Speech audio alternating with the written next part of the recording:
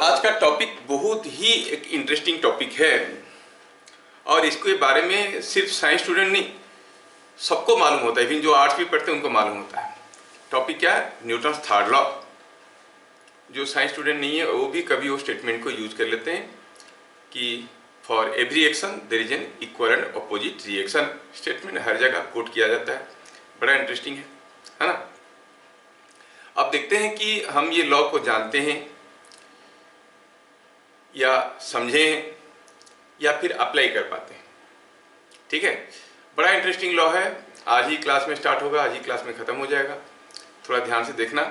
Topic का नाम हुआ न्यूटन्स थर्ड लॉ। काफी कुछ मिसकंसेप्शन इसमें रह जाते हैं। आप अगर ध्यान से सुनोगे तो आपको बड़ा मजा आएगा इसमें। आप बड़ी सरप्राइज होगा लॉ में। लॉ काफी सरप्राइजिंग है।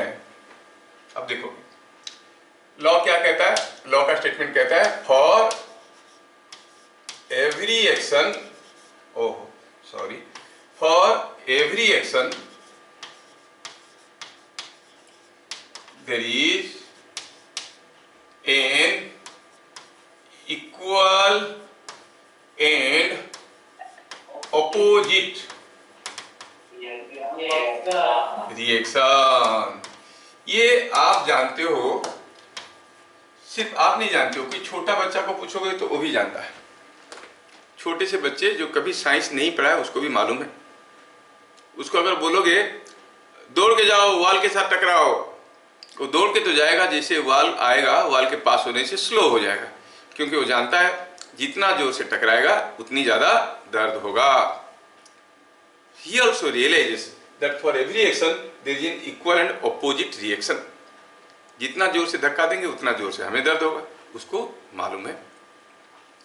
तो चलो चीज़ों को बारीकी से हर एक चीज़ को एक एक करके समझते हैं।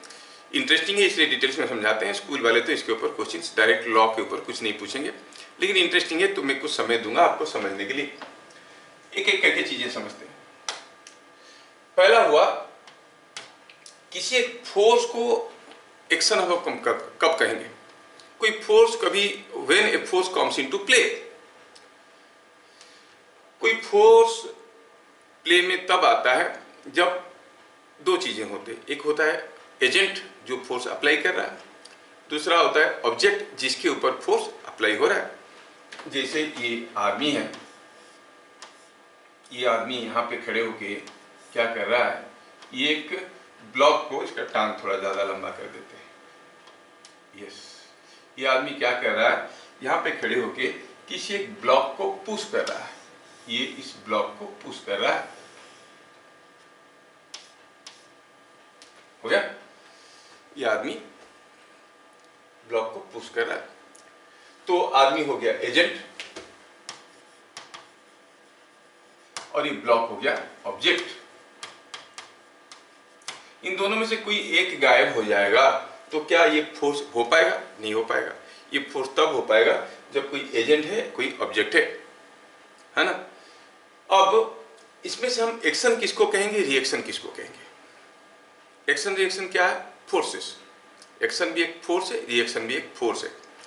अगर न्यूटन्स थर्ड लॉ वाले स्टेटमेंट को हम लोग बढ़िया से समझने की कोशिश करेंगे तो कहेंगे कि for every force there is an equal and opposite force. चलिए समझने की कोशिश करते हैं कि एक्शन का मतलब क्या है। एक्शन का मतलब है force applied by agent on the object. कोई भी फोर्स के बारे में हम बात करेंगे तो पक्का उस फोर्स को मैनिफेस्ट होने में, यूज में आने के लिए एक एजेंट तो पक्का होगा, एक ऑब्जेक्ट तो पक्का होगा। कोई भी फोर्स ले लो, कोई भी फोर्स ले लो। सपोज कोई बॉडी को, कोई ब्लॉक को किसी रफ सरफेस पे फेंक दिया गया, तो कुछ दूर गया, जाके रुक गया। कौन रोका? क्यों रुक गया? फ्रिक्शन के चलते। रफनेस था, फ्रिक्शन था, इसलिए कुछ दूर जाके रुक गया। तो फ्रिक्शनल फोर्स है।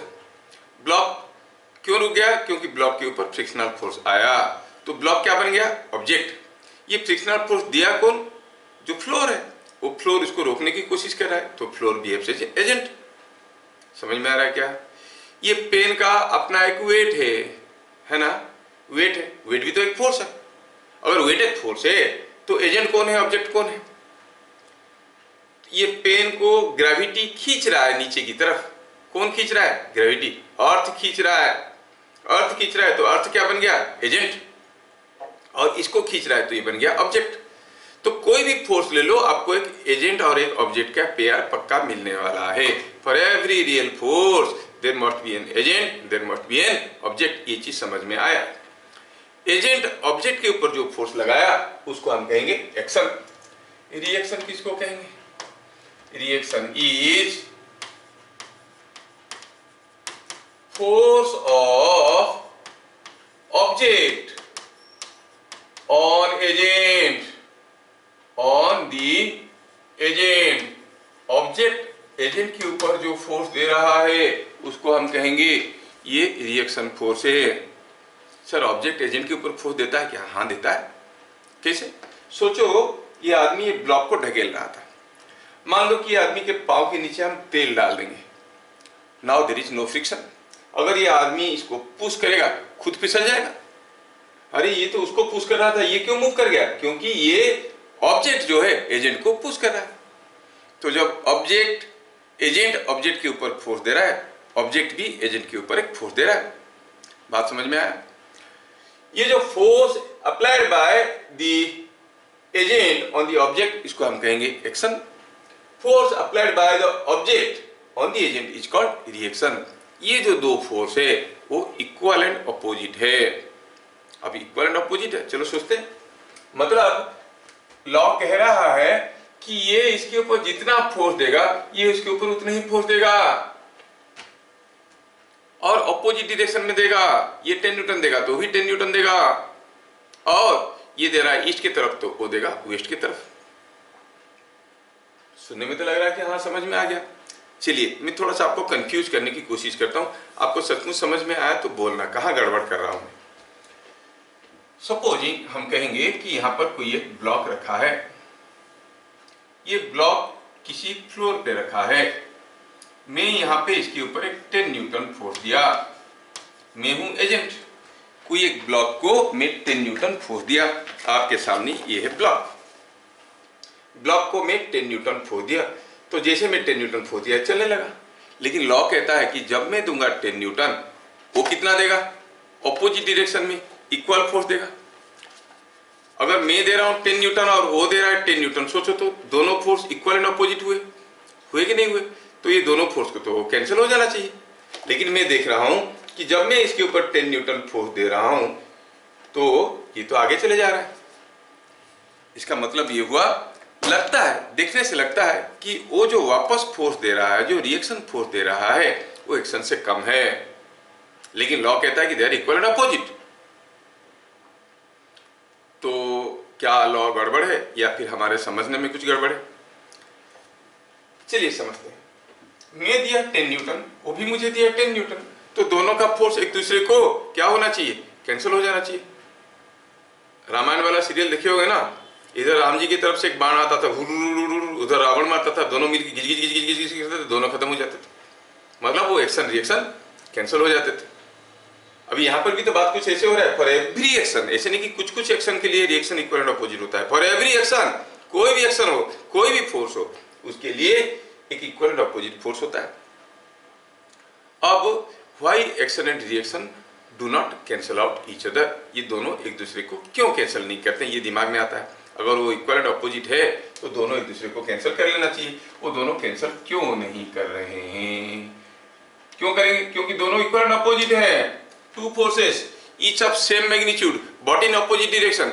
हाँ, they will cancel out. थोड़ा ध्यान से सोचो। यहां पर हुआ क्या है?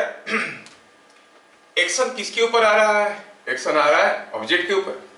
रिएक्शन किसके ऊपर आ रहा है? एजेंट के ऊपर। अगर हम कहेंगे कोई एक ब्लॉक है, उसके ऊपर दो फोर्स आ रहे, ध्यान से देखना बेटा, ये कंफ्यूजन, बड़ा कंफ्यूजन होता है। अगर कोई ब्लॉक के ऊपर ऐसे दो ठो फोर्स आएगा तो हम कहेंगे इसके ऊपर नेट फोर्स 0 है। लेकिन क्या एक्शन और रिएक्शन दोनों एक ही बॉडी के ऊपर आ रहे हैं? एक्शन आ रहा है किसके ऊपर? ऑब्जेक्ट के ऊपर। रिएक्शन आ रहा है किसके ऊपर? एजेंट के ऊपर। अगर हमारे पास दो बॉडी रखे हुए हैं, ये एक बॉडी है, ये दूसरा बॉडी है, और इसके ऊपर फोर्स आया ऐसे, इसके ऊपर फोर्स आया ऐसे, क्या ये दोनों फोर्स एक दूसरे को कैंसिल करेंगे? नहीं करेंगे। Why? Because they are acting on two different bodies.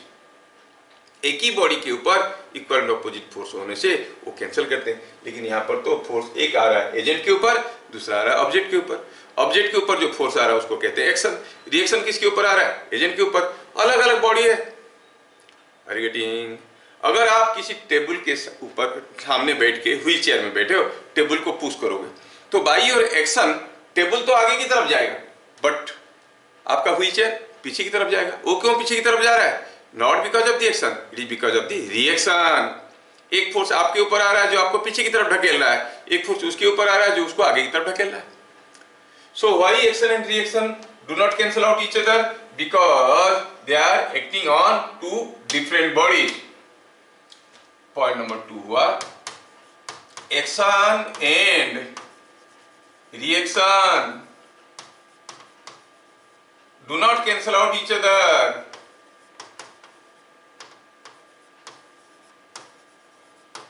Is they are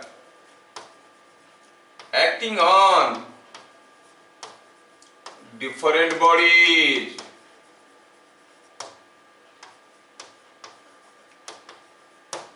क्योंकि वो अलग अलग बॉडी के ऊपर आ रहे, एक ही बॉडी के ऊपर आते तो कैंसिल हो जाता। क्या बात समझ में आया? ये तो व्हाई एक्शन एंड रिएक्शन, वो पूछेंगे action and reaction are equal and opposite, why do not they cancel out each other? आप कहोगे yes because they are not acting on the same body, acting on two different bodies. तो cancel out नहीं होता है ना। मान लो कि तुम्हारे दोस्त तुमको एक थप्पड़ मारा, वो हो गया एक्शन। आपने उल्टे में उसको एक थप्पड़ मारे, हो गया रिएक्शन। क्या दोनों का दर्द कम हो जाएगा? नहीं, नहीं होगा। तो क्योंकि they are acting on two different bodies, they will not cancel out each other. समझ में आया? अच्छा, तीसरा हुआ कौन पहले होता है, एक्शन कि पहले होता है रिएक्शन? आपको क्या लग रहा है? नहीं, दोनों एक साथ होते हैं। The moment action starts the reaction also starts. ये नहीं हुआ कि पहले एक्शन हुआ फिर ऑब्जेक्ट दिखा रहे, एजेंट मेरे ऊपर एक्शन दे दिया है, मुझे अभी रिएक्शन देना चाहिए, फिर वो रिएक्शन दिया। ऐसा नहीं है। जैसा एक्शन शुरू तुरंत रिएक्शन शुरू। तो हमें याद रखना है कि एक्शन एंड रिएक्शन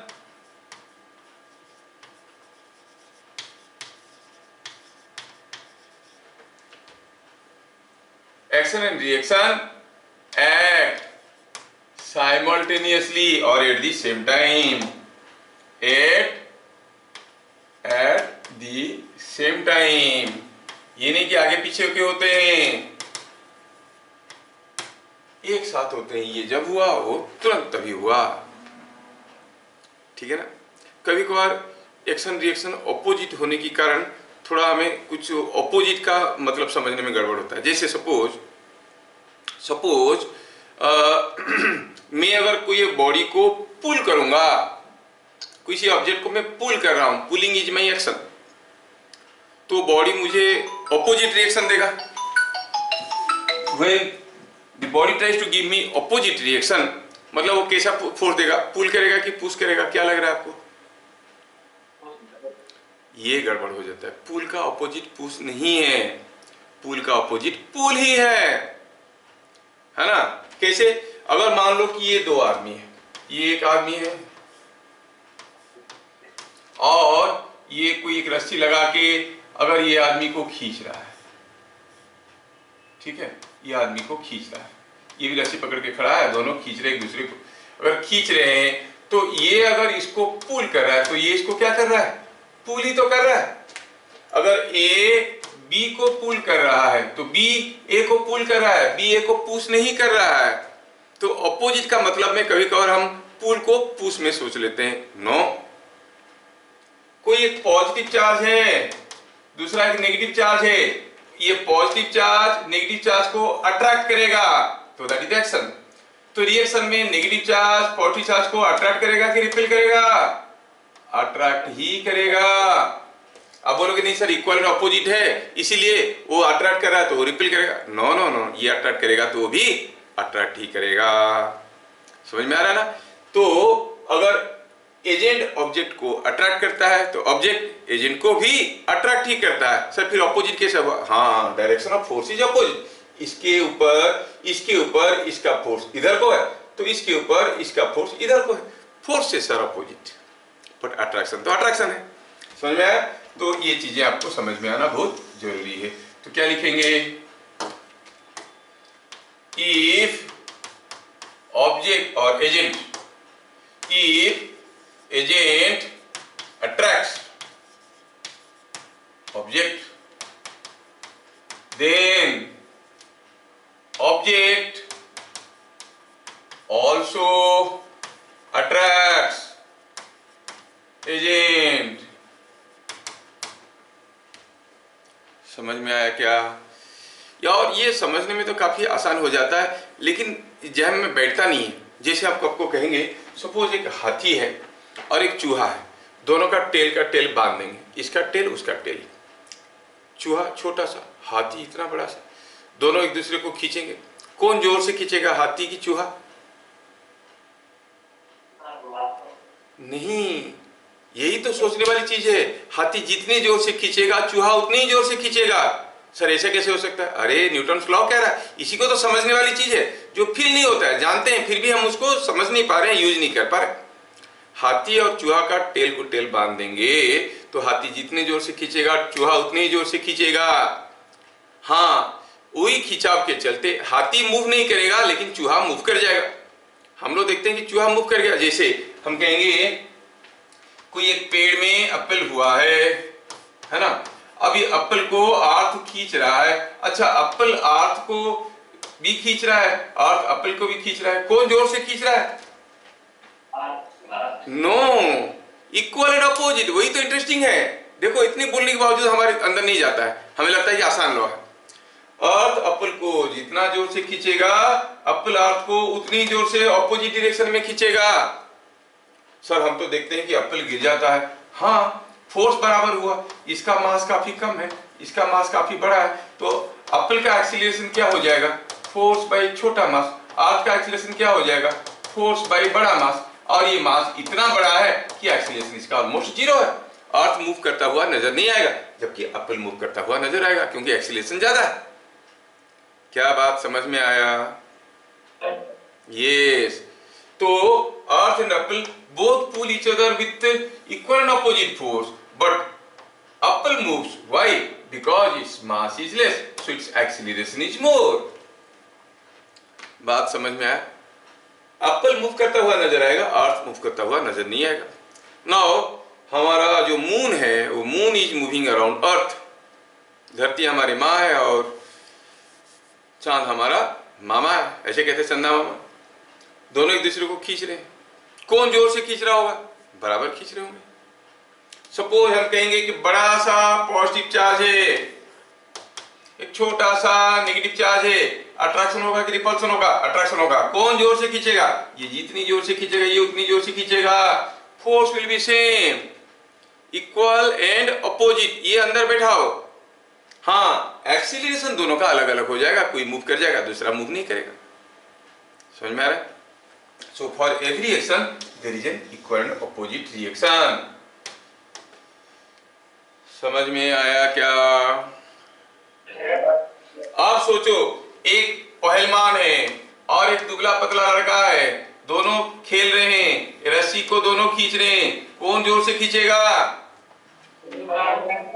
दोनों बराबर खींचेंगे, लेकिन इसके ऊपर जितना फोर्स आएगा इसके ऊपर उतनी फोर्स आएगा, लेकिन इसकी मास कम है तो ये बेचारा फिसल के भाग जाएगा इधर। इसका मास काफी ज्यादा है, ये तो ऑलमोस्ट बहुत धीरे धीरे जाएगा, ये जल्दी जल्दी आएगा।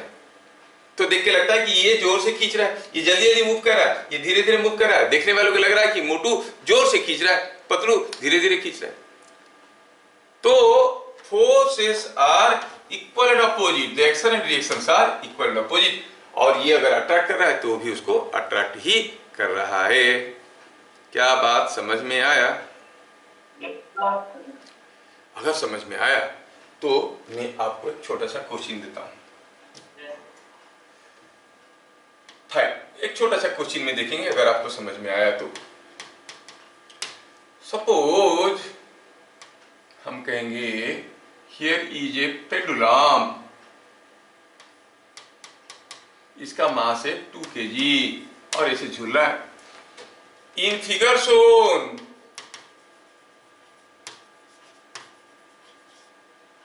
if we consider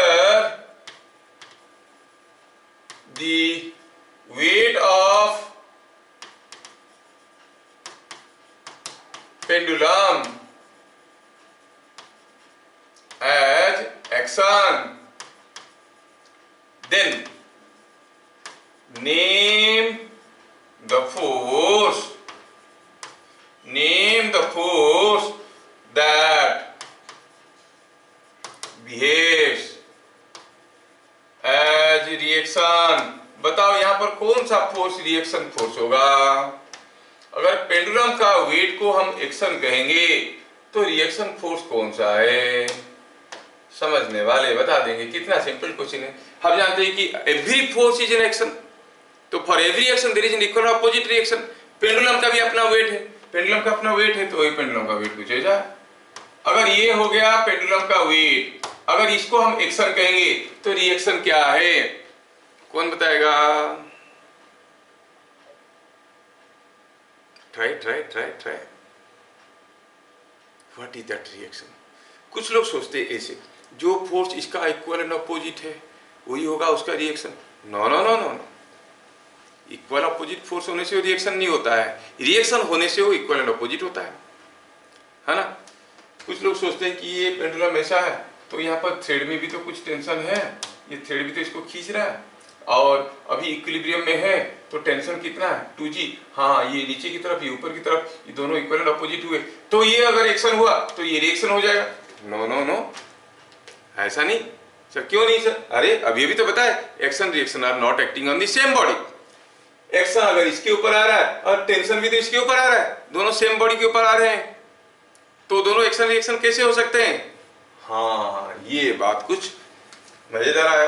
अब सोचने वाली चीज है कि tension is not the reaction, then तो फिर सर रिएक्शन कैसे पता करेंगे? Again go to the basics. हम लोग क्या देखें, कोई भी फोर्स को एक्शन को तो उस एक्शन के लिए आपको एजेंट ढूंढना पड़ेगा, ऑब्जेक्ट ढूंढना पड़ेगा। एजेंट ऑब्जेक्ट के ऊपर जो फोर्स देता है वो होता है एक्शन, ऑब्जेक्ट एजेंट के ऊपर जो फोर्स दे रहा है वो होता है रिएक्शन।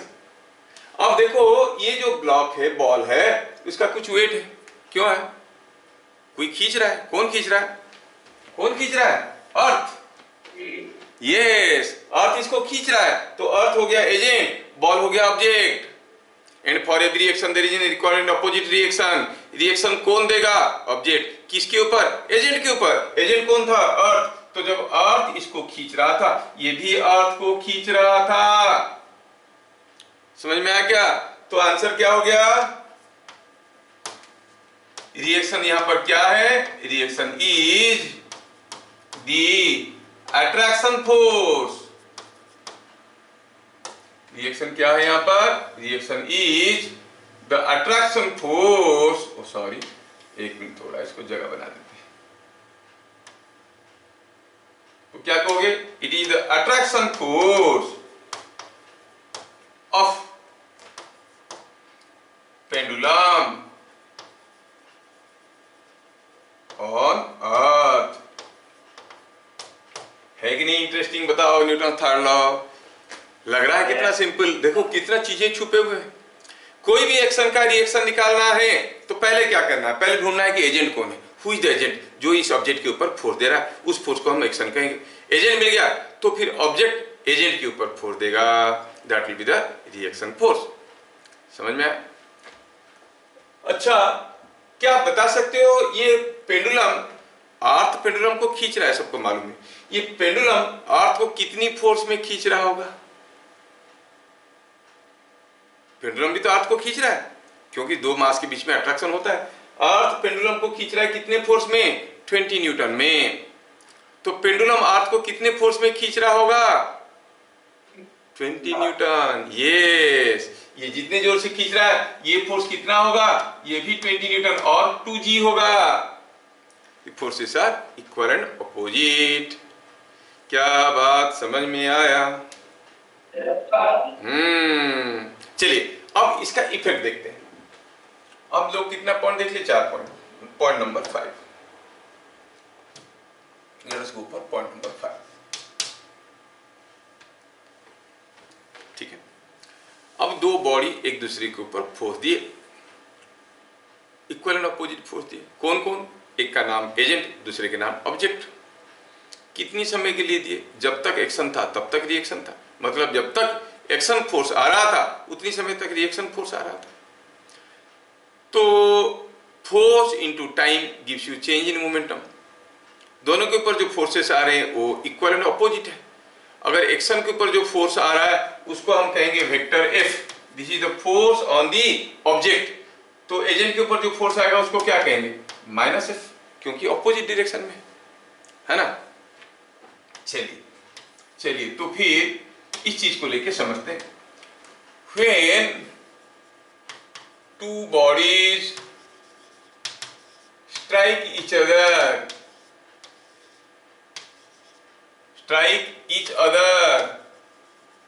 जब दो बॉडी आपस में एक दूसरे को टकराते हैं तो क्या होता है? कोई इधर से आ रहा था और कोई इधर से आ रहा था, दोनों टकराए तो क्या हुआ? जैसे ये आके इसके साथ टकराया तो आप कहोगे ये जाके इसे टकराया, तो टकराने के तुरंत बाद क्या होगा? ये इसके ऊपर एक फोर्स देगा, ये भी उसके ऊपर एक फोर्स देगा। जब टकराव हो रहा होगा इसके ऊपर एक फोर्स आएगा, ए बी के ऊपर देगा, बी ए के ऊपर फोर्स देगा, दोनों एक दूसरे के ऊपर फोर्स देंगे, है ना। और ये जो फोर्स है, ये फोर्स अगर इस डायरेक्शन में है 10 न्यूटन है, तो ये इसके ऊपर जो फोर्स देगा इस डायरेक्शन में है 10 न्यूटन है। क्या आपको समझ में आ रहा है कि ये जो फोर्स है, ये फोर्स ए के ऊपर आ रहा है, दे रहा है कौन? बी। ये जो फोर्स है बी के ऊपर आ रहा है, दे रहा है कौन? ए। अच्छा, अगर ए बी के ऊपर फोर्स देता है टी सेकेंड के लिए, तो बी ए के ऊपर भी तो फोर्स देगा, कितना? सेम टी सेकेंड के लिए, क्योंकि जब तक एक्शन होगा तब तक रिएक्शन होगा। They act simultaneously at the same time they are acting. अब हमें मालूम है कि कोई बॉडी के ऊपर कोई फोर्स आया, कुछ टी सेकेंड के लिए आया, तो आपको मालूम है कि डेल्टा टी सेकेंड के लिए फोर्स। हम जानते हैं कि change in momentum by time is force. तो अगर ये फोर्स इसके ऊपर आया तो जो चेंज इन मोमेंटम होगा वो कितना होगा? Force into time, force into it is force into delta T. तो इसका जो चेंज इन मोमेंटम होगा कितना होगा? F into delta T. Newton second law क्या कहता है? जब भी कोई फोर्स आएगा बॉडी का मोमेंटम बदलेगा in the direction of force, the change in momentum will be in the direction of force. मतलब इसका मोमेंटम बदल जाएगा, किधर को? इस डायरेक्शन में। This is the change in momentum of B, जो कि इस डायरेक्शन में होगा। अच्छा, ये फोर्स इसके ऊपर आया, इधर को आया, तो इसका भी चेंज इन मोमेंटम होगा। जब भी कोई फोर्स आता है चेंज इन मोमेंटम होता है, कितना होगा? डेल्टा पी ऑफ ए। किस डायरेक्शन में? इधर को होगा। इसका मोमेंटम बदल गया, इसका मोमेंटम बदल गया, हम देखेंगे तो टोटल मोमेंटम क्या होगा? टोटल चेंज इन मोमेंटम क्या होगा? इसका मोमेंटम कुछ बदला इधर को, इसका मोमेंटम कुछ बदला इधर को, तो दोनों चेंज इन मोमेंटम को जोड़ देंगे तो आप कहोगे total change in momentum. Total change in momentum मतलब change in momentum of B plus change in momentum of A. कितना हो जाएगा? देखो तो, change in momentum of B कितना है? Change in momentum of B हो जाएगा एफ डेल्टा टी, जो कि इस डायरेक्शन में है, एफ डेल्टा टी। और change in momentum of A कितना है? वही F into delta T. Force into time gives you change in momentum, जो कि इस डायरेक्शन में। इधर को था पॉजिटिव लिए थे, तो इधर को होगा तो नेगेटिव लेंगे। तो टोटल चेंज इन मोमेंटम क्या हो गया? 0। इसका जितना मोमेंटम बदला इस डायरेक्शन में, इसका इतना ही मोमेंटम बदला इस डायरेक्शन में। पूरा सिस्टम का कितना मोमेंटम बदला? कुछ नहीं। समझ में आ रहा है? Total overall change in momentum is 0। तो जब भी दो बॉडी आपस में टकराते हैं वो दोनों एक दूसरे के ऊपर इक्वल एंड अपोजिट फोर्स देते हैं, इक्वल टाइम के लिए देते हैं, इसलिए दोनों का चेंज इन मोमेंटम होता है कैसा? Equal and opposite change in momentum होता है, and the total change in momentum होता है 0। तो क्या लिखेंगे? When two bodies strike each other, they exert or they apply equal and opposite forces on each other for same time, for equal time के लिए वो फोर्स देते हैं, for equal time. Therefore they undergo equal and opposite change in momentum. Opposite, equal and opposite change in momentum. Equal and opposite change in momentum. ये क्या हो गया यार? ये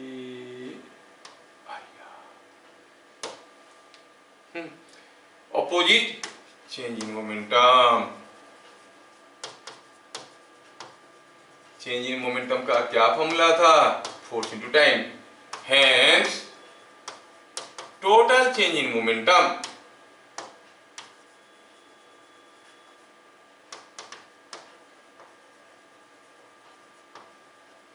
इज 0. इसका जितना चेंज इन मोमेंटम हुआ उसका equal opposite change in momentum हुआ, तो टोटल चेंज इन मोमेंटम हो गया 0.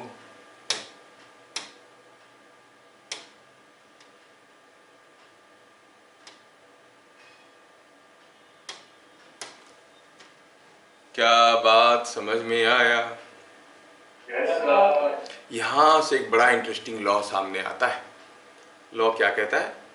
लॉ क्या है? लॉ है law of conservation of momentum. ठीक है, तो लॉ क्या कहता है अब देखेंगे. बड़ा इंपॉर्टेंट है वो law. Law of conservation of momentum. बड़ा पावरफुल लॉ है. मैं तो पढ़ा दूंगा, आप लोग पढ़ भी लोगे, लेकिन समझ में आना चाहिए कि it is one of the very very very very powerful law. पूरा न्यूटन लॉ का क्रीम है इसके अंदर. न्यूटन लॉ को समझे, पढ़े. क्यों पढ़े? क्योंकि ये हमें यूज करना था. मतलब उसका आउटकम ये है जिसको हम करने जा रहे हैं. क्या कहता है? As long as no external force is applied on a body or system of masses,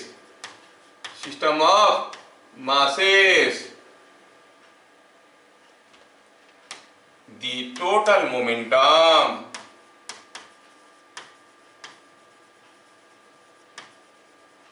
of the system remain constant or remain conserved. conserved का मतलब हुआ constant. ये constant रहता है. बड़ा इंटरेस्टिंग है ये लॉ. जब तक कोई एक्सटर्नल फोर्स नहीं आएगा कोई बॉडी और सिस्टम ऑफ मासेस के ऊपर, the total momentum of the body और सिस्टम रिमेन कंजर्व्ड. ये बात है. टोटल मोमेंटम जो था वही रहेगा. कब तक? जब तक कोई एक्सटर्नल फोर्स नहीं आया. जब तक कोई एक्सटर्नल फोर्स नहीं आया total momentum of the system will remain conserved. समझ रहे हो कितना खतरनाक चीज है? मान लो कि हमारे पास कोई एक बॉल है जो ऐसा है, एक दूसरा बॉल है वो ऐसा है. अब क्या हुआ कि ये बॉल कुछ इधर आ रहा था, ये बॉल कुछ इधर आ रहा था. अब यहाँ पर आने के बाद क्या हुआ? दोनों एक दूसरे के साथ टकरा गए. टकरा जाने के बाद पहला वाला बॉल, सपोज ये पहला वाला बॉल टकराया, टकराने के बाद कुछ इधर जाने लगा. और दूसरा वाला बॉल ये क्या हुआ? ये भी टकराया, लेकिन टकराने के बाद मान लो कि ये बॉल इधर जाने लगा. तो ये था u1 and u2 there velocities, ये v1 and v2 there velocities. मान लो कि ये बॉल का मास m1 है, ये बॉल का मास m2 है, ये बॉल का मास m1 है, ये बॉल का मास m2 है. तो क्या बोल रहा है? जब टकराव हुआ, मैं अगर इनको एक सिंगल सिस्टम मान लेता हूं, तो जब कोलिजन हुआ, एक दूसरे को टकराए, तब ये इसके ऊपर फोर्स दिया, ये इसके ऊपर फोर्स दिया, ये इसके ऊपर जितना फोर्स दिया वो भी उसके ऊपर उतना ही फोर्स दिया, और ये इसके ऊपर जिस डायरेक्शन में फोर्स दिया वो उसके ऊपर अपोजिट डायरेक्शन में फोर्स दिया। इसका भी चेंज इन मोमेंटम हुआ, इसका भी चेंज इन मोमेंटम हुआ, इसका चेंज इन मोमेंटम जितना हुआ उसका भी चेंज इन मोमेंटम उतना ही हुआ, लेकिन इसका चेंज इन मोमेंटम जिस डायरेक्शन में हुआ, इसका change in momentum opposite direction में हुआ। Total change in momentum zero, no change in momentum मतलब जो था वही है। There is no change in momentum मतलब शुरू में जो मोमेंटम था वही मोमेंटम रहेगा। कहने का मतलब है ऐसा कोई अगर केस आपको मिला तो आप कहोगे कि टकराने से पहले का हाल कुछ अलग था, टकराने के बाद कुछ हाल अलग था, लेकिन आप कहोगे इनिशियल मोमेंटम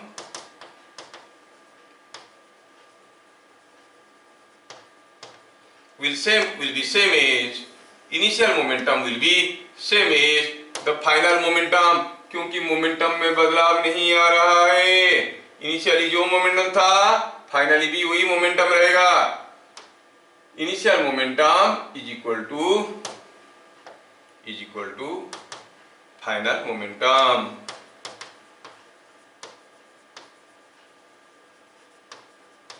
कौन बोल रहा है? ये बोल रहा है law of conservation of momentum. मतलब जब तक बाहर से कोई फोर्स नहीं आया, मैं अगर इन दोनों को एक सिस्टम मान लेता हूं तो उनके बीच में जो मारपीट हुआ उसके चलते जो फोर्स हुआ वो इंटरनल फोर्स हो गया।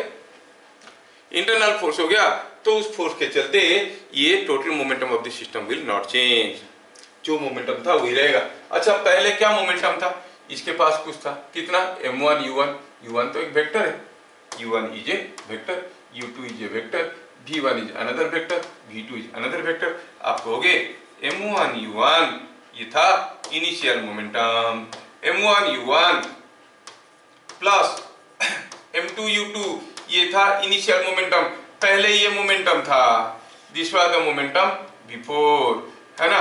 बाद में मोमेंटम क्या हो गया? बाद में मोमेंटम हो गया, इसका हो गया m1 v1, इसका हो गया m2 v2, सर डायरेक्शन अलग अलग हो गया, आपको चिंता करने की जरूरत नहीं है, टोटल मोमेंटम की बात चल रहा है। m1 v1 plus m2 v2, ये जितना होगा ये उतना ही होगा। क्या बात समझ में आया? हाँ, तो जब तक कोई एक्सटर्नल फोर्स नहीं देंगे, अगर मोमेंटम कांस्टेंट है, जो भी मोमेंटम था वही मोमेंटम रहेगा, momentum is not going to change. कितना इंटरेस्टिंग है। अब मोमेंटम क्या था? Mass into velocity. Total momentum कैसे निकालना था? वेक्टोरियली निकालो और जोड़ो। मैं आपको थ्रू 1-2 एग्जाम्पल करके दिखाता हूँ, ध्यान से देखना। इसके रिलेटेड न्यूमेरिकल करने के बाद आज की क्लास खत्म हो जाएगा, थोड़ा ध्यान से देखना। क्वेश्चन है, सपोज हम कहेंगे कि यहाँ पर कोई एक ब्लॉक था ऐसे, ये ब्लॉक, और यहाँ पर कोई एक दूसरा ब्लॉक रखा हुआ था, ठीक है। फिर हुआ क्या? हुआ ये कि ये ब्लॉक रेस्ट में रखा हुआ था और ये ब्लॉक इधर जा रहा था 4 मीटर पर सेकेंड में। ये ब्लॉक का मास कितना है? 2 kg, और ये जो रखा हुआ था ये 3 kg। मान लो कि ये कोई एक मैग्नेट था, ये आयरन ब्लॉक था, दोनों में टकराव हुआ। टकराव होने के बाद हुआ यूं कि ये दोनों ब्लॉक एक दूसरे के साथ चिपक गए। दिस ब्लॉक, ये ब्लॉक और दूसरा ब्लॉक दोनों एक दूसरे के साथ चिपक गए तो फिर दोनों मिलके चलने लगेंगे। Now they start moving with some velocity v। I hope you understand the question. Question क्या था? 2 kg का ब्लॉक 4 मीटर पर सेकेंड में गया, रास्ते में सामने रखा हुआ था 3 kg का ब्लॉक, टकराया और चिपक गया। चिपकने बाद रुकेंगे क्या? नहीं, दोनों मिलके चलेंगे, कुछ वेलोसिटी मिल जाएगी। हमें पता ये करना है कि बताओ ये कितनी वेलोसिटी में जाएंगे। क्या क्वेश्चन समझ में आया? यस। तो क्या लिखा?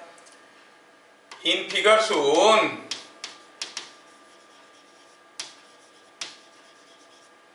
the 2 kg block strikes and sticks, चिपक गया to 3 kg at rest. Find final velocity of combination. Final velocity of combination, दोनों मिलके फाइनली कितना वेलोसिटी मिल जाए। ये 2 kg है और ये 3 kg है, दोनों चलने लगे, चिपक गए, कितना वेलोसिटी में जाएंगे। हम जानते हैं अगर ये पूरे को हम एक सिस्टम मान लेते हैं, उनके बीच में जो भी मारपीट हुआ वो तो इंटरनल फोर्स है, उसके चलते there will be no change in momentum. किसको सिस्टम मान लेंगे वो अपने ऊपर डिपेंड करता है। I am giving you a small example. Suppose you and your neighbour, आपकी नेबर के साथ बहुत अच्छे रिलेशन है, फैमिली रिलेशन है, हर चीज में वो आपके घर में आते हैं, आप उनके घर में जाते हो, सब्जी बनता है आपके घर में तो उनके घर में देते हो, उनके घर में खीर बनता है तो आपके घर में देते हो। You are living as a family, you say now we are a single system. आप अगर अपनी बगल वाले घर की लड़की को एक थप्पड़ मार दोगे तो इंटरनल फोर्स आया, पुलिस होगा क्या? पुलिस नहीं आएगा।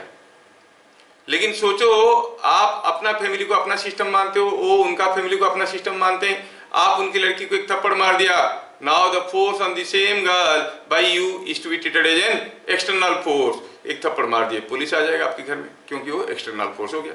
जब आप उनको फैमिली मान लेते हो तो सिस्टम बन गया, एक सिस्टम के अंदर जो भी फोर्स है वो इंटरनल फोर्स बन गया। So if I consider this two as a single system, ये जब टकराएगा दोनों एक दूसरे के ऊपर फोर्स देंगे, हाँ देंगे, लेकिन इसको सिस्टम मान लिए, वो बन गया इंटरनल फोर्स। तो उसके चलते जब तक कोई एक्सटर्नल फोर्स नहीं आया, as long as no external force, as long as no external force acts on a body और system of masses, the momentum remains conserved. ये हम तो इसको सिस्टम मान लिए, तो इनके बीच में जो भी मारपीट हुआ वो इंटरनल फोर्स हो गया। तो क्या लिखेंगे सोल्यूशन में? पहला क्वेश्चन है, डिटेल्स में लिखेंगे, considering the two blocks as a single system,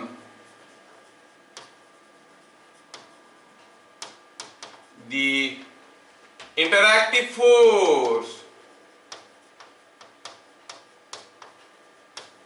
between blocks during collision is an internal force। ये हो गया इंटरनल फोर्स। हम इसको सिस्टम मान लिया। सर इसको क्यों माने? मान लो, तुम्हारा मर्जी है, न्यूमेरिकल सॉल्व करना है। If I consider this whole as a system, ये पूरा सिस्टम का मोमेंटम नहीं बदलेगा। नहीं सर मैं इसको सिस्टम मानूंगा, इसको अलग सिस्टम मान लो। इसको सिस्टम मानोगे तो इसका चेंज इन मोमेंटम होगा कि नहीं होगा? क्यों नहीं होगा? जब ये टकराया, ये इसके ऊपर एक फोर्स दिया, इसका एक चेंज इन मोमेंटम होगा। और ये दूसरा सिस्टम है, ये भी इसके ऊपर फोर्स दिया, इसका भी चेंज इन मोमेंटम होगा। इसका कुछ चेंज इन मोमेंटम होगा, इसका कुछ चेंज इन मोमेंटम होगा, दोनों का equal and opposite change in momentum होगा। वैसे भी सोच सकते हो, but that will be A lengthy way of thinking. बढ़िया। तो अगर इनको सिस्टम मान ले तो इनके बीच में जो फोर्स है इंटरनल फोर्स हो गया। As no external force acts, as no external force, as no external force acts on the system,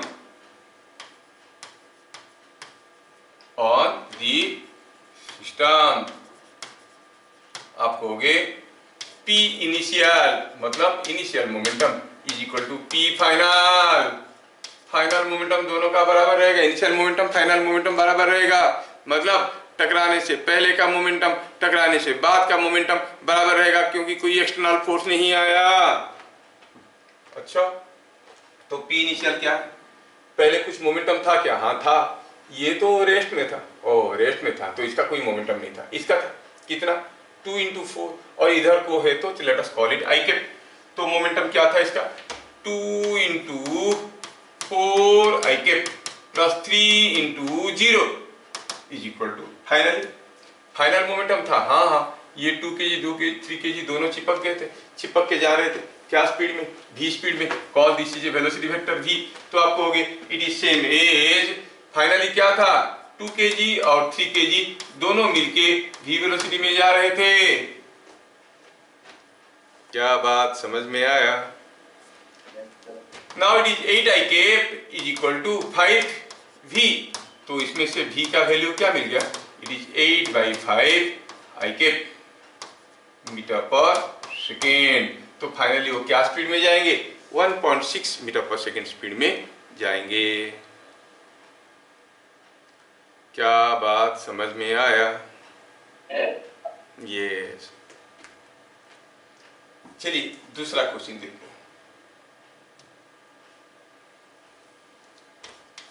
A car and a truck moving in opposite directions. A car and a truck moving in opposite directions.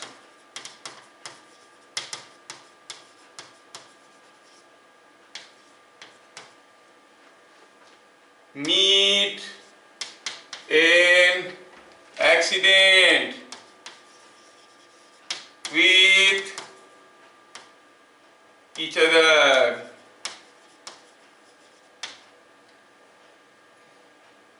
Whose change in momentum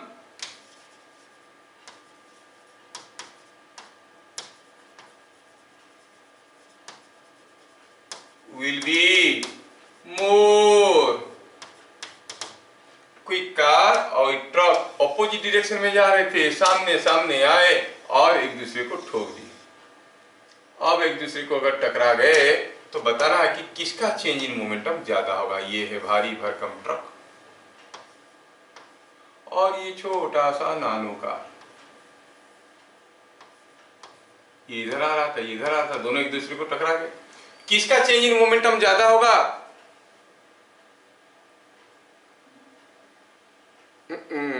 सोचने वाली चीज है। देखो, जब दोनों एक दूसरे को टकराएंगे, इनमें से दोनों एक दूसरे के ऊपर फोर्स लगाएंगे, तो कौन किसके ऊपर ज्यादा फोर्स लगाएगा? ट्रक कार के ऊपर ज्यादा फोर्स लगाएगा कि कार ट्रक के ऊपर ज्यादा फोर्स लगाएगा? सेम। अब तो न्यूटन थर्ड लॉ समझ में आ गया। ये जितना फोर्स लगाएगा उतना ही फोर्स लगाएगा। अच्छा, दोनों एक दूसरे के ऊपर बराबर फोर्स लगाएंगे। कौन ज्यादा समय के लिए फोर्स लगाएगा? ट्रक ज्यादा समय के लिए फोर्स देगा कि कार ज्यादा समय के लिए फोर्स देगा? सेम टाइम के लिए देंगे। ये इसके ऊपर जितना फोर्स दे रहा है, ये इसके ऊपर इधर को इतना ही फोर्स दे रहा है। ये जितना समय के लिए दे रहा है, उतने ही समय के लिए दे रहा है। और चेंज इन मोमेंटम का फॉर्मूला क्या है? Force into time. दोनों के ऊपर बराबर फोर्स आ रहे हैं बराबर समय के लिए, तो दोनों का बराबर चेंज इन मोमेंटम होगा। क्या बात समझ में आ रहा है? तो क्या लिखेंगे सॉल्यूशन में? क्या लिखेंगे? As they apply equal and opposite force on each other for same time, they undergo equal and opposite change in momentum। दोनों का equal and opposite change in momentum होगा। बस चेंज इन मोमेंटम का magnitude बराबर होगा और जो direction है वो अपोजिट होगा।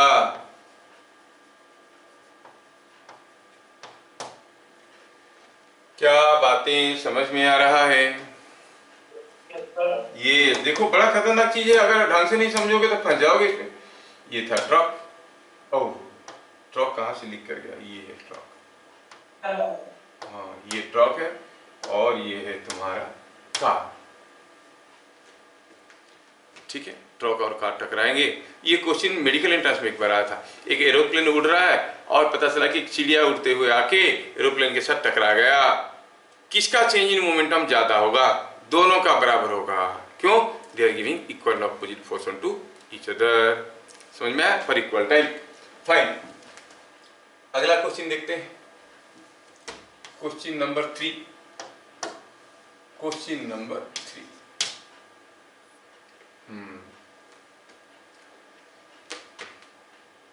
यहां पर हुआ यूं है कि एक ब्लॉक यहां पे है और ये दूसरा ब्लॉक यहाँ पे है और पता चला कि ये दोनों ब्लॉक को मैं दोबारा ड्रॉ करता हूं।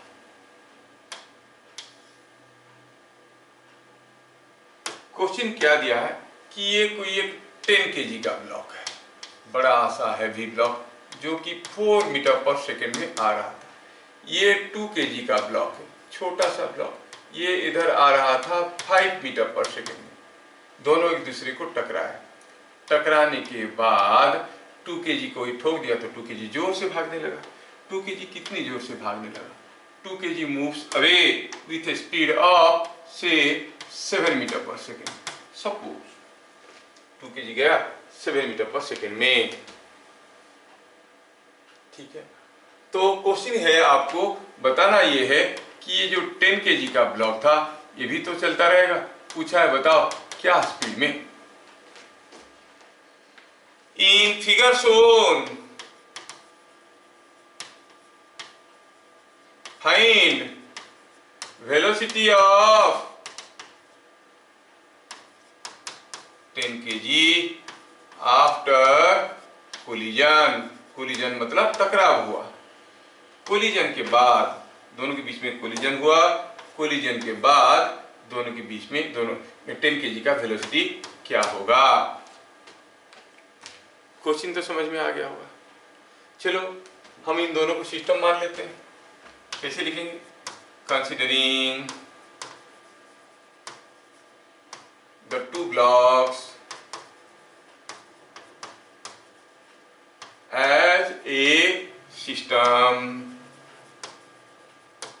by law of conservation of momentum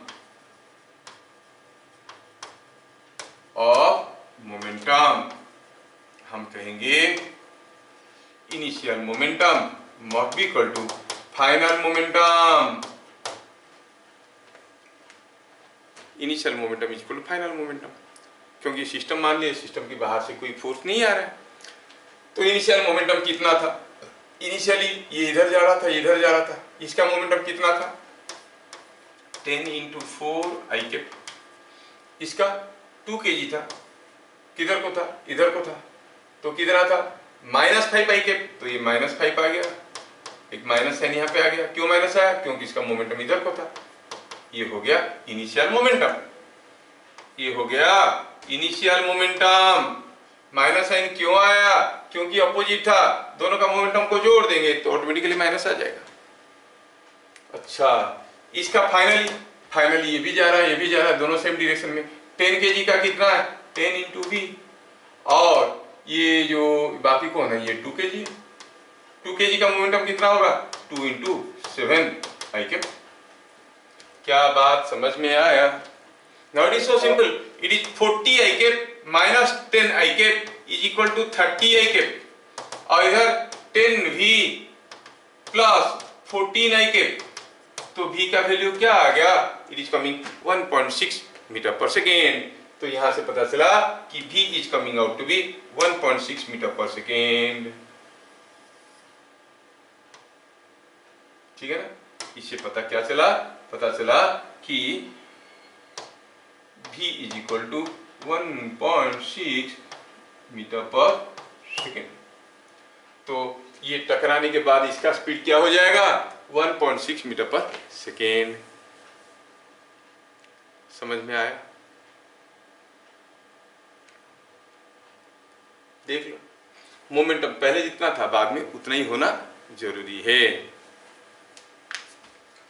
अब दूसरा क्वेश्चन को हम इन वर्ड्स लिखेंगे, आप उसको बताओगे समझा के।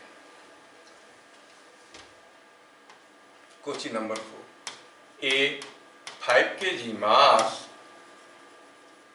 Moving with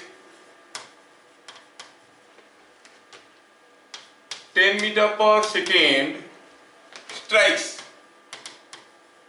a 10 kg mass at rest and returns with 4 meter per second, what will be what will be velocity of 10 kg mass? Question को थोड़ा ध्यान से देखो, फिगर बनाता हूं। कोई 5 kg का मास है, ठीक है, वो जा रहा था कितने स्पीड में, 10 मीटर पर सेकेंड में, ठीक है। क्या हुआ, रास्ते में दूसरा 10 kg का मास खड़ा था, तो यहाँ पर कहीं खड़ा था, कैसे था, रेस्ट में था। 10 kg मास कहाँ था, वो रेस्ट में था। ये है 5 kg और ये है 10 kg, ये रेस्ट में था। टकराव होने के बाद, आफ्टर कोलिजन, धक्का देने के बाद क्या हुआ, 5 kg ने टकराया, टकराने के बाद 5 kg ने क्या किया, ये 5 kg वापस आने लगा। मतलब टकराव तो हुआ, टकराव होने के बाद ये ठोका उसको और वापस आने लगा। क्या स्पीड में, कितने में, 4 मीटर पर सेकेंड में। कौन, 5 kg। तो पूछा है कि बताओ, अगर ये बात है 5 kg उसको मारने के बाद अगर 4 मीटर पर सेकेंड में वापस आता है, तो बताओ ये 10 kg क्या स्पीड में जाएगा। क्या आप ये क्वेश्चन को ट्राई कर सकते हो। पूछा है 10 kg कितना स्पीड में जाएगा, बताओ। आई hope you understand the question. क्या आप में से कोई इसकी आंसर निकालने की जरूरत कर सकता है कोई माई के लाल जो बनाएगा इसको। देखें, who is that brave boy who can do it.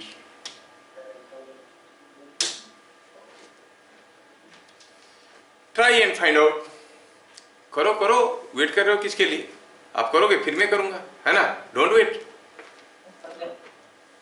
तो क्या कहेंगे, फिगर तो ऐसा दिया, हम सॉल्यूशन की बात कर रहे हैं। अब हम स्मार्ट हो गए तो सीधे सीधे लिखेंगे, इनिशियल मोमेंटम और फाइनल मोमेंटम तो बराबर होने वाला है। इनिशियल मोमेंटम कितना था, अरे 5 kg के पास कुछ था, 10 kg के पास कुछ नहीं था।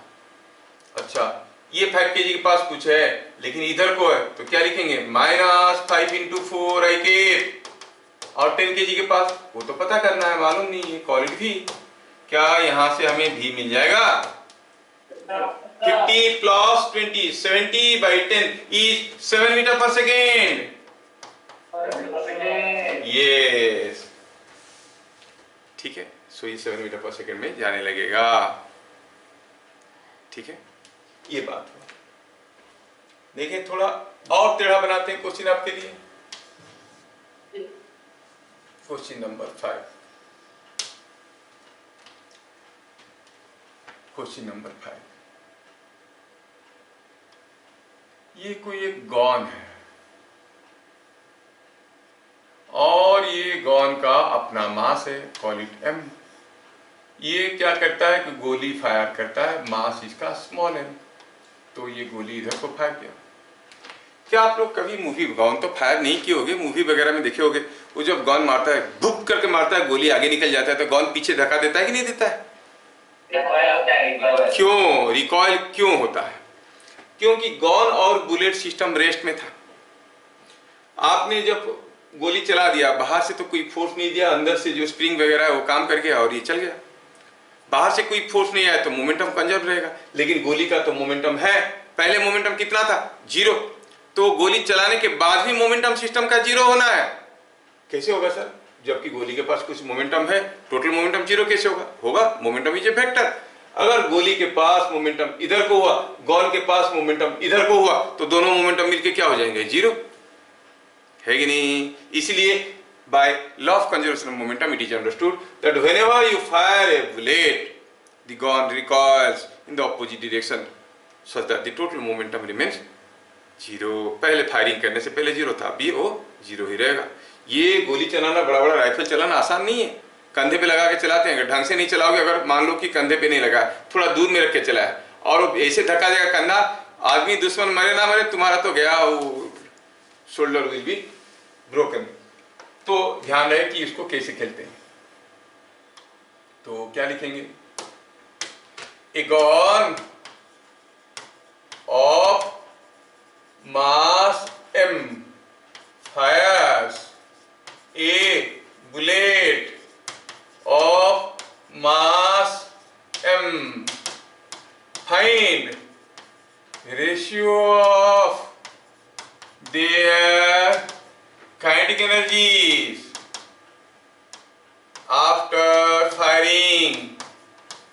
करने के बाद दोनों का काइनेटिक एनर्जी का रेशियो बताओ। देख लो, you have to tell the ratio of their kinetic energies after firing. Firing करने के बाद उनका काइनेटिक एनर्जी का रेशियो क्या रहेगा। ये हो गया गन और ये हो गया रेड हॉट बुलेट। अब देखो, रेड हॉट बुलेट और ये हो गया गन। समझ में आ रहा है? गोली मारने के बाद दोनों का काइनेटिक एनर्जी का रेशियो बताओ। अच्छा, गोली मारने के बाद टोटल मोमेंटम क्या होगा? जो पहले था, क्योंकि गोली मारना, फायरिंग करना तो इंटरनल फोर्स है। आप कहोगे, क्या कहोगे यहां पर? By law of conservation of momentum,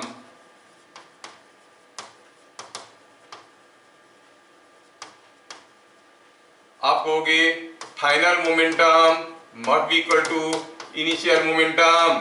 ठीक है, अगर ये गया कुछ मोमेंटम ऑफ बुलेट तो ये हो गया मोमेंटम ऑफ गन, है कि? तो फाइनल मोमेंटम क्या है? It is momentum of bullet minus momentum of gun.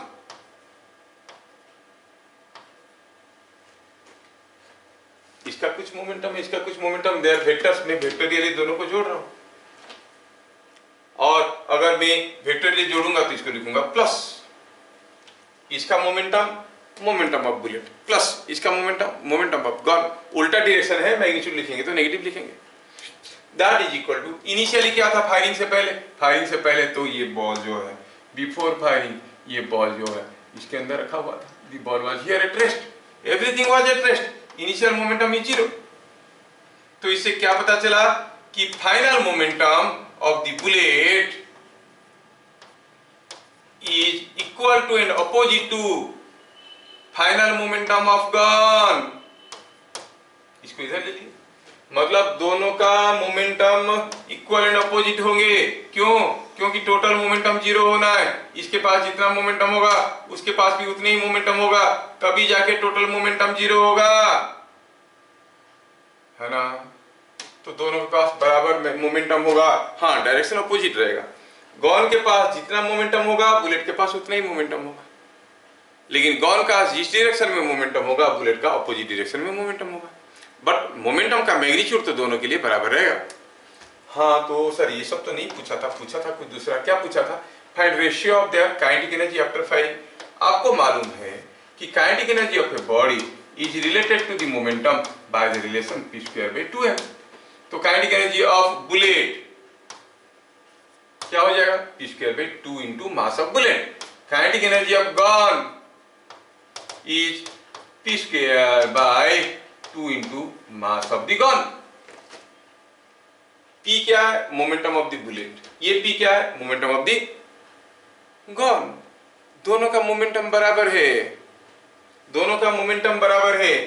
तो अगर हम रेशियो निकालने की कोशिश करेंगे kinetic energy of bullet by kinetic energy of gun, तो क्या आपका ये p कैंसिल नहीं हो जाएगा? डिश बाई डिश करेंगे, डिवाइड कर देंगे तो p² दोनों p बराबर है, कैंसिल हो जाएगा। बचेगा क्या? m/m। तो their momentums will be in the ratio M/m, their kinetic energies will be in the ratio M/m। समझ में आया? अंडरस्टैंडिंग और स्टैंडिंग अंडर है? अंडरस्टैंडिंग ये जो, अच्छा जस्ट क्या समझ में आ रहा है? चलिए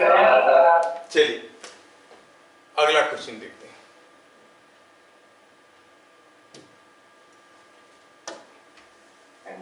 क्वेश्चन नंबर 6। ये कोई एक गन है और ये कोई एक बोट है और यहाँ पर कोई एक आदमी है। ये आदमी का मास दिया है 50 kg और ये जो बोट है ये बोट का मास दिया है 200 kg। और क्या हुआ है कि ये सारा चीज जो है there at rest, the entire arrangement is at rest, ठीक है ना, ये एंटायर अरेंजमेंट अभी रेस्ट में है, the entire arrangement is at rest, पानी में सब कुछ रखा हुआ है। आई होप यू अंडरस्टैंड, ठीक है। अब ये जो गॉन है, ये जो बोट है वो पानी में, वो आदमी रेस्ट में, पानी में गॉन, सॉरी क्या गॉन घुस गया, ये man and a boat they are at rest. अगर ये आदमी पानी में बोट के ऊपर भागने लगेगा, कितने स्पीड में भागेगा? चलो मानते हैं कि समथिंग लाइक 4 मीटर पर सेकेंड में। क्या आप थोड़ा सा गेस कर सकते हो, अगर ये आदमी इसके ऊपर भागेगा 4 मीटर पर सेकेंड में, बोट जहां था वहीं रहेगा कि आगे की तरफ चलेगा कि पीछे की तरफ चलेगा? पीछे की तरफ चलेगा। ये आपको फीलिंग से आ रहा है, लेकिन सोचो law of conservation of momentum क्या बोल रहा है। दोनों खड़े थे, मोमेंटम 0 था, ये चलने लगा, बाहर से तो कोई फोर्स आया नहीं है, इंटरनल फोर्स है, तो ये चलने लगेगा तो इसके पास मोमेंटम होगा, लेकिन टोटल मोमेंटम था जो था वही रहना है। अगर इसका पास कुछ मोमेंटम हो गया तो बोर्ड के पास अपोजिट मोमेंटम होना चाहिए, तब जाके दोनों मिलके मोमेंटम 0 होंगे। क्यों 0 होंगे? क्योंकि पहले 0 था, बाहर से कोई फोर्स नहीं है, ये तो पहले जितना मोमेंटम था बाद में वही मोमेंटम रहना जरूरी है। तो आप कहोगे, क्वेश्चन में पूछा गया है कि बताओ, if the man runs on the boat with 4 metre पर second, if the man runs on boat with 4 meter per second, find velocity of boat given that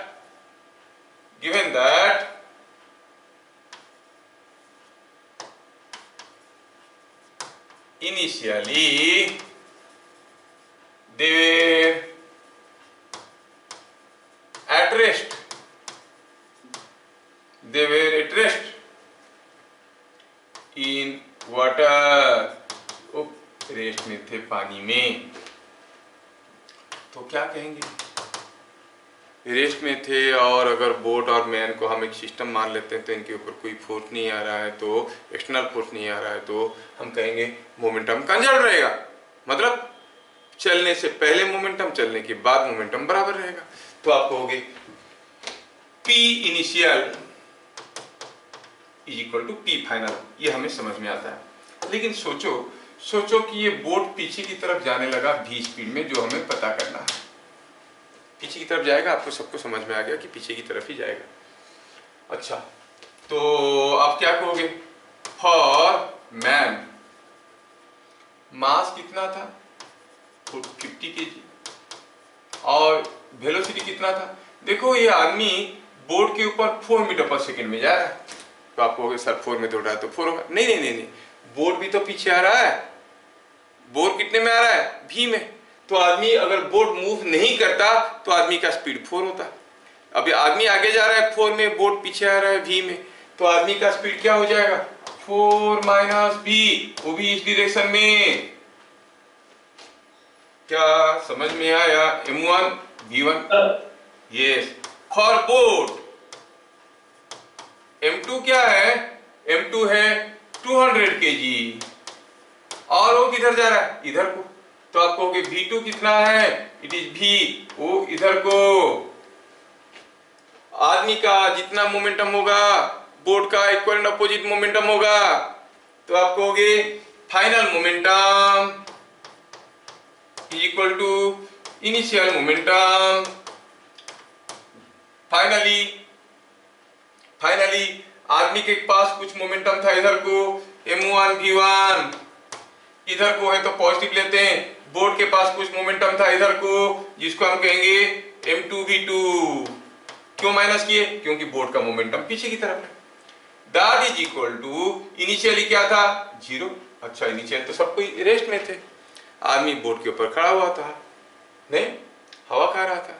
अब इधर कुछ टुपक करके आवाज किया, भाग के गया देखने के लिए, जैसे भाग के गया बोट भी चलने लगा। Now substitute the corresponding values. m1 क्या था? m1 था 50 kg। v1 क्या था? v1 तो मालूम नहीं है, 4 माइनस v। m2 क्या था? m2 था 200 kg और v2 कितना था, इट इज v2 तो v है, हम लोग v2 को v माने, this whole thing is equal to 0। क्या मैं सबको समझा पा रहा हूं?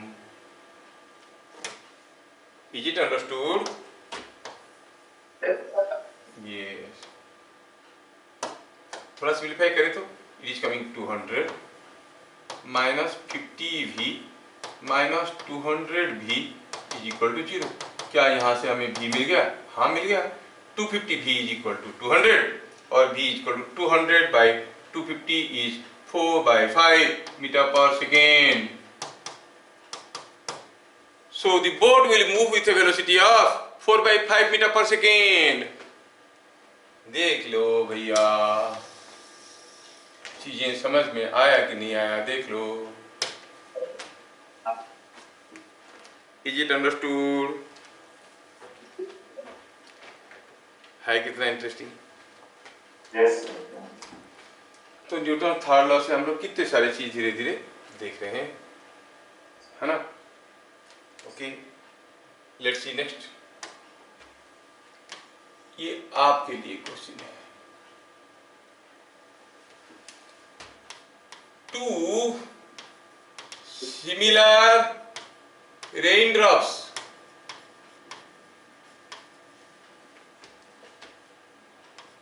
were moving with same speed v in mutually perpendicular directions. थोड़ा डिफिकल्ट है लेकिन आप कर सकते हो। Perpendicular directions if they coalesce, they combine, find what will be speed of bigger drop। जो बड़ा ड्रॉप है उसका स्पीड क्या होगा? थोड़ा क्वेश्चन को समझिए भाई। दो रेन ड्रॉप है, छोटा सा, ये ऐसा है, दोनों सिमिलर है, मतलब दोनों का मास बराबर है। वो दोनों मूव कर रहे हैं सेम स्पीड में, ये भी जा रहा है v स्पीड में और ऐसे जा रहा है कि ये जिधर जा रहा है ये उसका परपेंडिकुलर डायरेक्शन में जा रहा है। कौन? ये उसका परपेंडिकुलर डायरेक्शन में जा रहा है। They are moving in mutually perpendicular directions. They are moving in mutually perpendicular directions. Perpendicular direction में मतलब ये एंगल कितना है? 90 डिग्री। कितने स्पीड में आ रहा है? v स्पीड में। अब दोनों एक दूसरे के साथ टकराया तो टकराने के बाद एक बड़ा ड्रॉप बन गया। पूछा बता बड़ा ड्रॉप का वेलोसिटी क्या होगा? v dash. What is the velocity of the bigger drop?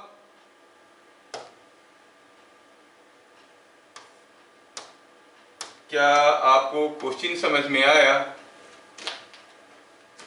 अगर ये m है ये m है तो ये तो हो जाएगा 2m। बड़ा ड्रॉप का वेलोसिटी क्या होगा? We can apply conservation of momentum.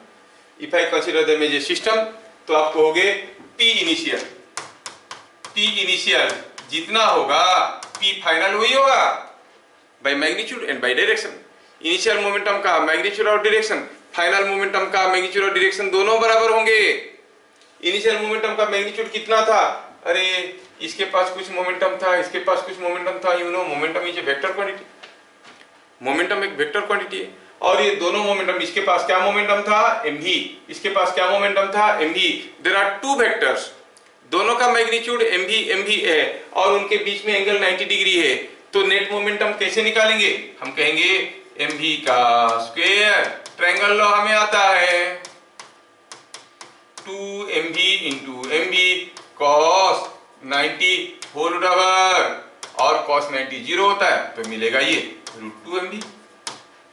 तो इनिशियल मोमेंटम क्या था? √2mv। Initially the momentum of this system was √2mv। क्या बात समझ में आया? यस। तो फाइनल मोमेंटम भी तो वही होना है। ये हो गया इनिशियल मोमेंटम, ये हो गया इनिशियल मोमेंटम। फाइनल मोमेंटम तो दोनों चिपक गए हैं, 2m हो गए हैं। और क्या वेलोसिटी में जा रहे हैं मालूम नहीं है, वही तो पता करना है, v डैश। और ये बराबर होना चाहिए। तो बाय कंजर्वेशन ऑफ मोमेंटम आप कहोगे final momentum is equal to initial momentum, क्योंकि बाहर से कोई फोर्स नहीं आया, मैग्नीट्यूड भी बराबर होगा, डायरेक्शन भी बराबर होगा। So 2mv dash is equal to √2 times mv। m तो सर दिया नहीं है, मास कितना जरूरत भी नहीं है, कैंसिल हो गया। तो इससे क्या पता चला, v dash is equal to √2v/2। √2v/2 होता है v/√2। So the bigger drop will move with a velocity v/√2। क्या बात समझ में आया? यस, समझ में आया? ये बात है।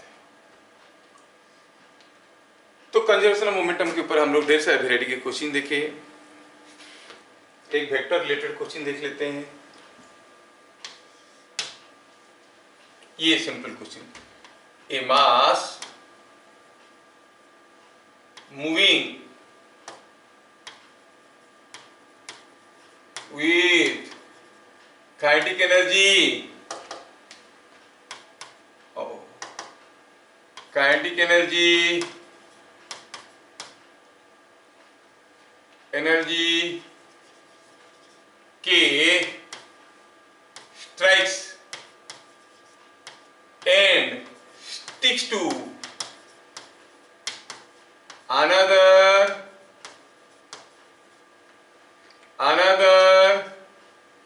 similar mass at rest, find loss in kinetic energy of system। Loss in kinetic energy क्या होगा? कोई एक मास है, कितना मास मालूम नहीं, क्या वेलोसिटी में जा रहा था मालूम नहीं, बस मालूम है तो कुछ काइनेटिक एनर्जी था, कितना है के, काइनेटिक एनर्जी के में वो जा रहा था। किसको मारा? वैसा एक दूसरा ब्लॉक था जो सो रहा था रास्ते में। स्ट्राइक करने के बाद ये उसके साथ स्टिक कर गया, दोनों एक दूसरे के साथ चिपक गए, और चिपक गए तो कुछ वेलोसिटी में जाएंगे। लेकिन पहले जितना स्पीड में जा रहा था अभी उससे कम स्पीड में जाएगा, क्योंकि मास बढ़ गया। तो पूछा है कि पहले काइनेटिक एनर्जी ज्यादा था अब कम है, कितना काइनेटिक एनर्जी लॉस हो गया बताओ, है ना? ठीक है, चलिए मानते हैं कि ये मास m है, कुछ डाटा दिया नहीं, ये m है, ये भी m है, ये m है, सब अश्यूम कर लिए। इसका मोमेंटम p है। क्या कोई मुझे बताएगा ये दोनों जब मिलके जा रहे होंगे इसका मोमेंटम कितना होगा? What is the momentum of this two blocks? शुरू में इसका मोमेंटम था p, इसका 0, टोटल p और plus 0 that is p early. बाद में इसका जो मोमेंटम होगा इसका वही मोमेंटम होगा, मतलब इसका टोटल मोमेंटम था p प्लस 0, इसका कितना होगा? p ही होगा, क्योंकि इसका मोमेंटम बराबर रहेगा। समझ में आ रहा है क्या? तो आप कहोगे बाय कंजर्वेशन ऑफ मोमेंटम, अगर हम कहेंगे कि बाय कंजर्वेशन ऑफ मोमेंटम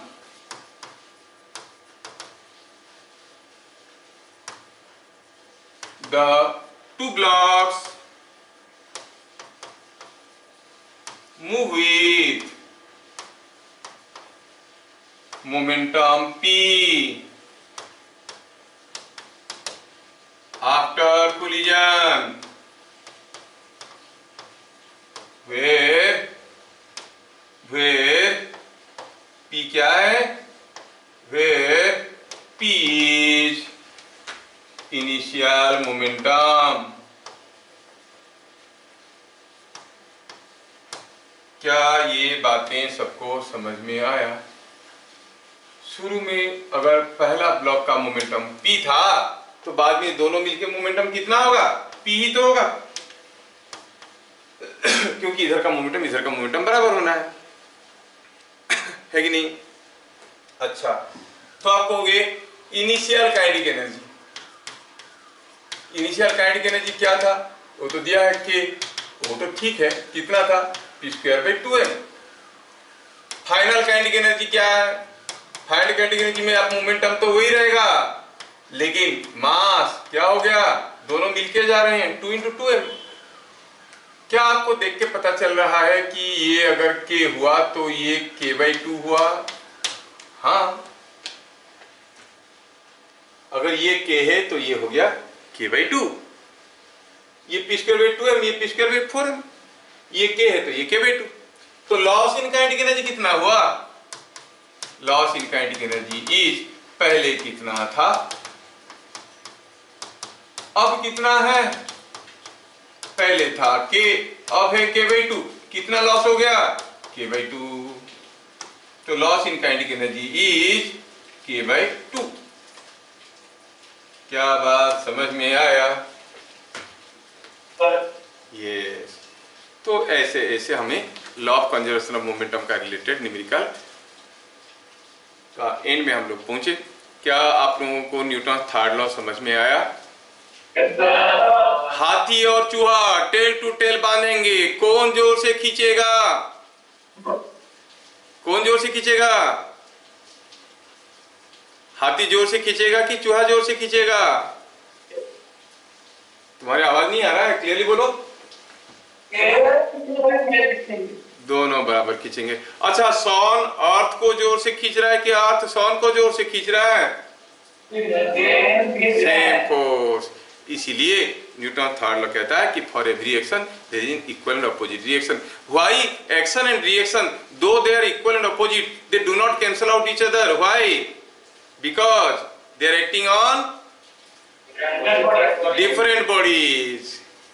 तो आज की सभा यहाँ पे समाप्त करते हैं, फिर मिलेंगे अगले क्लास। तब तक के लिए जय हिंद।